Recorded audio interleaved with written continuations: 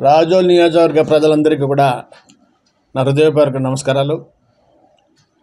ఈరోజు అత్యవసరంగా press conference పెట్టేదానికి ముఖ్యంగా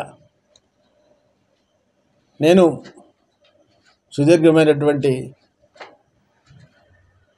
సేవలు చేసి నేను పుట్టిన ప్రాంతానికి, నా బంధువులు మిత్రులు ఉన్నటువంటి ప్రాంతానికి సేవ చేయాలనే ఉద్దేశంతో గత 12 ఏళ్ళ నుండి కూడా రాజకీయాలు ఉన్నాను.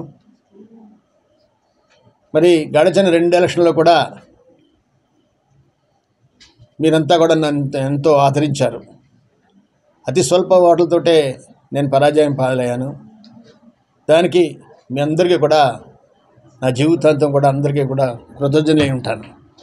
మరి ఈసారి జనసేన పార్టీ నుండి నిలబడాలనే కాంక్షతో మరి పవన్ కళ్యాణ్ గారు ఇచ్చిన హామీ పురస్కరించుకొని తప్పనిసరిగా ప్రజాసేవ చేస్తానని నమ్మకంతో జనసేన పార్టీలో కొనసాగాను. కానీ ఈ రోజుతో మరి ఆ ఆశలన్నీ కూడా అడియాసలయ్యాయి.